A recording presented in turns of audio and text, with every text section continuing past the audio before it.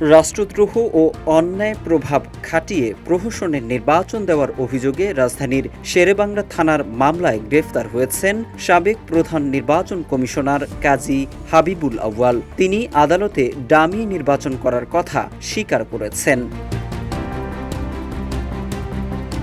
ঢাকার chief metropolitan magistrate আদালতে শুনানিতে কাজী হাবিবুল আউয়াল আদালতকে বলেছেন 2024 সালের নির্বাচন ছিল ডামি নির্বাচন। তিনি এটিকে প্রহসনের নির্বাচন দাবি করে বলেছেন, রাজনৈতিক দলগুলোর মধ্যে সমঝোতা না হওয়ার কারণেই 2024 সালে ডামি নির্বাচন হয়েছে। হাবিবুল আউয়ালের এমন উত্তরের পর তাকে আদালত প্রশ্ন করেন, তাহলে তিনি কেন পদত্যাগ করেননি?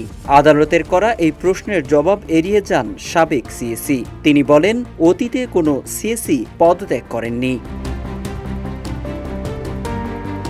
শেখ মুজিব ক্ষমতার লোভ সামলাতে পারেনি দাবি করে হাবিবুল আউয়াল আদালতে প্রশ্ন রাখেন, বাংলাদেশের কোনো নির্বাচন বিতর্কিত হয়নি। এরপর তিনি বলেন, 1972-এর ডিসেম্বরে সংবিধান রচনার 3 মাস পর 73-এর নির্বাচন অনুষ্ঠিত হয়েছে। সেখানে শেখ মুজিবের মতো নেতা নির্বাচনে কারচুপি করেছেন।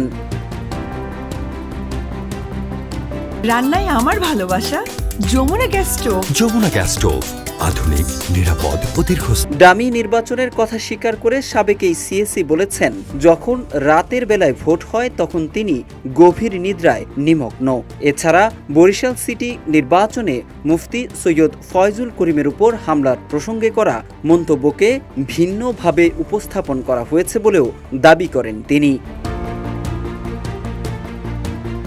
দীর্ঘ বক্তব্যে পাবলিক প্রসিকিউটর ওমর ফারুকী বিরক্তি প্রকাশ করলে হাবিবুল আউয়াল বলেন, জাস্টিফাই করার সুযোগ না দিলে একটা জীবনকে মেরে ফেলেন। পরে পাবলিক প্রসিকিউটর বলেন, এখানে সাধু সাজার সুযোগ নেই, আপনার নিজের অপরাধ ঢাকার সুযোগ নেই।